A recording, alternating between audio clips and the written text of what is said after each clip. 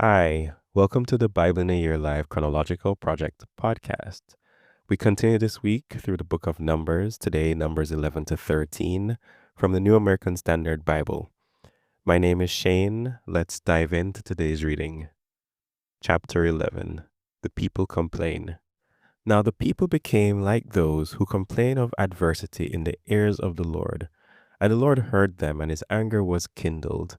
And the fire of the Lord burned among them and consumed some at the outskirts of the camp. The people then cried out to Moses, and Moses prayed to the Lord, and the fire died out. So that place was named Taberah, because the fire of the Lord burned among them. Now the rabble who were among them had greedy cravings, and the sons of Israel also wept again and said, Who will give us meat to eat? We remember the fish which we used to eat for free in Egypt, the cucumbers, the melons, the leeks, the onions, and the garlic.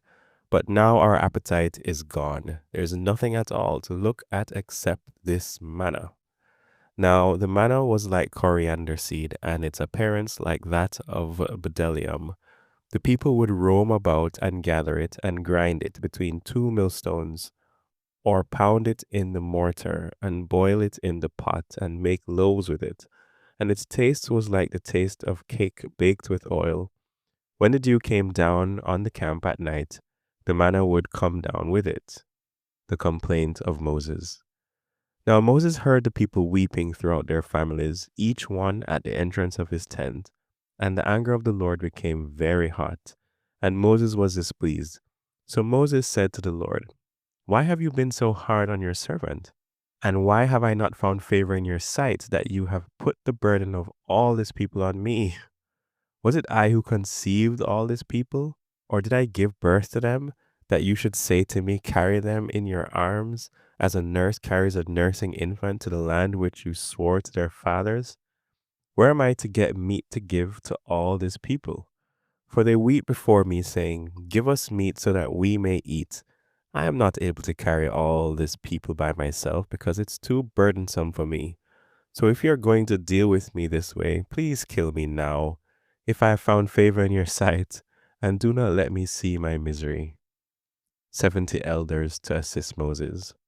The Lord therefore said to Moses, Gather for me 70 men from the elders of Israel, whom you know to be the elders of the people and their officers, and bring them to the tent of meeting, and have them take their stand there with you. Then I will come down and speak with you there, and I will take away some of the Spirit who is upon you, and put him upon them, and they shall bear the burden of the people with you, so that you will not bear it by yourself. And you shall say to the people, Consecrate yourselves for tomorrow, and you shall eat meat. For you have wept in the ears of the Lord, saying, Oh, that someone would give us meat to eat, for we were well off in Egypt. Therefore the Lord will give you meat, and you shall eat. You shall eat not 1 day, nor 2 days, nor 5 days, nor 10 days, nor 20 days, but for a whole month, until it comes out of your nose and makes you nauseated, because you have rejected the Lord who is among you, and have wept before him, saying, Why did we ever leave Egypt? But Moses says, The people among whom I am included are 600,000 on foot. Yet you have said, I will give them meat so that they may eat for a whole month. Are flocks and herds to be slaughtered for them, so that it will be sufficient for them? Or are all the fish of the sea to be caught for them, so that it will be sufficient for them? Then the Lord said to Moses, Is the Lord's power too little? Now you shall see whether my word will come true for you or not. So Moses went out and told the people the words of the Lord. He also gathered 70 of the elders of the people and positioned them around the tent. Then the Lord came down in the cloud and spoke to them. And he took away some of the Spirit who was upon him and placed him upon the 70 elders. And when the Spirit rested upon them, they prophesied, yet they did not do it again. But 2 men had remained in the camp. The name of the one was Eldad, and the name of the other Medad. And the Spirit rested upon them, and they were among those who had been registered, but had not gone out to the tent. And they prophesied in the camp. So a young man ran and informed Moses and said, Eldad and Medad are prophesying in the camp. Then Joshua, the son of Nun, the personal servant of Moses from his youth, responded and said, My lord Moses, restrain them. But Moses said to him, Are you jealous for my sake? If only all the Lord's people were prophets, that the Lord would put his spirit upon them. Then Moses returned to the camp, both he and the elders of Israel. The quail and the plague. Now a wind burst forth from the Lord, and it brought quail from the sea and dropped them beside the camp, about a day's journey on this side and a day's journey on the other side, all around the camp, and about 2 cubits deep on the surface of the ground. And the people spent all that day, all night, and all the next day, and they gathered the quail. The one who gathered least gathered 10 homers, and spread them out for themselves all around the camp. While the meat was still between their teeth before it was chewed, the anger of the Lord was kindled against the people, and the Lord struck the people with a very severe plague. So that place was named Kibroth Hatava, because there they buried the people who had been greedy. From Kibroth Hatava, the people set out for Hazeroth, and they remained at Hazeroth. Chapter 12. The murmuring of Miriam and Aaron. Then Miriam and Aaron spoke against Moses because of the Cushite woman whom he had married, for he had married a Cushite woman. And they said, Is it a fact that the Lord has spoken only through Moses? Has he not spoken through us also as well? The Lord heard this. Now the man Moses was very humble, more than any person who was on the face of the earth. And the Lord suddenly said to Moses and to Aaron and Miriam, You three go out to the tent of meeting. So the three of them went out, and the Lord came down in a pillar of cloud and stood at the entrance of the tent, and he called Aaron and Miriam. When they had both come forward, he said, Now hear my words. If there is a prophet among you, I, the Lord, will make myself known to him in a vision. I will speak with him in a dream. It is not this way for my servant Moses. He is faithful in all my household. With him I speak mouth to mouth, that is, openly and not using mysterious language, and he beholds the form of the Lord. So why were you not afraid to speak against my servant, against Moses? And the anger of the Lord burned against them, and he departed. But when the cloud had withdrawn from above the tent, behold, Miriam was leprous, as white as snow. As Aaron turned toward Miriam, behold, she was leprous. Then Aaron said to Moses, Oh, my Lord, I beg you, do not hold us responsible for this sin by which we have turned out to be foolish, and by which we have sinned. Oh, do not let her be like a dead person whose flesh is half eaten away when he comes out of his mother's womb. So Moses cried out to the Lord, saying, God, heal her, please. But the Lord said to Moses, If her father had only spit in her face, would she not be put to shame for 7 days? Have her shut outside the camp for 7 days, and afterward she may be received again. So Miriam was shut outside the camp for 7 days, and the people did not move on until Miriam was received again. Afterward, however, the people moved on from Hazeroth and camped in the wilderness of Paran. Chapter 13. Spies view the land. Then the Lord spoke to Moses, saying, Send out men for yourselves to spy out the land of Canaan, which I am going to give the sons of Israel. You shall send a man from each of their fathers' tribes, every one a leader among them. So Moses sent them from the wilderness of Paran, at the command of the Lord, all of them men who were heads of the sons of Israel. These then were their names. From the tribe of Reuben, Shammua, the son of Zachar. From the tribe of Simeon, Shaphat, the son of Hori. From the tribe of Judah, Caleb, the son of Jephunneh. From the tribe of Issachar, Iglah, the son of Joseph. From the tribe of Ephraim, Hoshea, the son of Nun. From the tribe of Benjamin, Palti, the son of Raphu. From the tribe of Zebulun, Gadiel, the son of Sodi. From the tribe of Joseph, from the tribe of Manasseh, Gadi, the son of Susi. From the tribe of Dan, Amiel, the son of Gemali. From the tribe of Asher, Shether, the son of Michael. From the tribe of Naphtali, Nabi, the son of Zophshi. And from the tribe of Gad, Geuel, the son of Maki. These are the names of the men whom Moses sent to spy out the land. But Moses called Hoshea, the son of Nun, Joshua. When Moses sent them to spy out the land of Canaan, he said to them, "Go up there into the Negev, then go into the hill country. See what the land is like, and whether the people who live in it are strong or weak, whether they are few or many, and how is the land in which they live? Is it good or bad? And how are the cities in which they live? Are the people in open camps or in fortifications? And how is the land? Is it productive and unproductive? Are there trees in it or not? And show yourselves courageous and get some of the fruit of the land." Now the time was the season of the first ripe grapes. So they went up and spied out the land from the wilderness of Zin as far as Rehob at Lebo Hamath.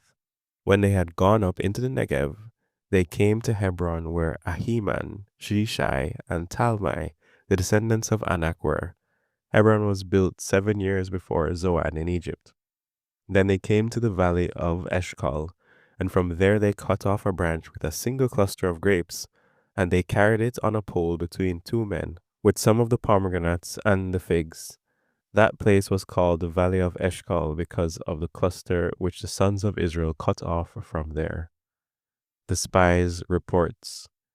When they returned from spying out the land at the end of the 40 days, they went on and came to Moses and Aaron and to all the congregation of the sons of Israel in the wilderness of Paran at Kadesh, and they brought back word to them and to all the congregation and showed them the fruit of the land. So they reported to him and said, "We came into the land where you sent us, and it certainly does flow with milk and honey, and this is its fruit. Nevertheless, the people who live in the land are strong, and the cities are fortified, very large. And indeed, we saw the descendants of Anak there. Amalek is living in the land of the Negev. The Hittites, the Jebusites, and the Amorites are living in the hill country, and the Canaanites are living by the sea and by the side of the Jordan." Then Caleb quieted the people before Moses and said, "We should by all means go up and take possession of it, for we will certainly prevail over it." But the men who had gone up with him said, "We are not able to go up against the people because they are too strong for us." So they brought a bad report of the land which they had spied out to the sons of Israel, saying, "The land through which we have gone to spy out is a land that devours its inhabitants, and all the people whom we saw in it are people of great stature. We also saw the Nephilim there. The sons of Anak are part of the Nephilim, and we were like grasshoppers in our own sight, and so we were in their sight." There are a couple of things to highlight in this passage that I think are very interesting just to even take a note of. The first one is how the people complain, and they continue to complain, and I can't help but reading their complaint and thinking about how we are today also, where God makes provision. He makes the provision of manna for them, and they complain that they don't like the manna. This amazing, miraculous food that comes from heaven. They have come to the place where they've had enough of it, and now they're complaining and longing for the days when they were in slavery but had more options. So in a sense, they prefer the slavery with the more options than the one miraculous option that has been given to them so that they could have something to eat. Mind you, they complained about not having anything to eat before God provided the manna. And now it's almost like there's a full disregard of what God has done for them through the manna and wanting of more. And I find us to be the similar kind of way where God provides for us. And sometimes it's not the grandest provision, but oftentimes it's easy to despise God's gift and want more just because we see somebody else having something that we don't have, or we see his provision for them in a different kind of a way, rather than rejoicing with them for what they have and rejoicing before God with what we have. We always want more. It's like we are never satisfied with whatever God gives. And then he punishes them for this greed, where he promises them meat, and that the meat will become such a problem to them and make them nauseated. The next thing in the passage that I want to highlight is this whole idea of the 70 elders, where Moses is asking the Lord for help. And he says if he doesn't get help, might as well he dies.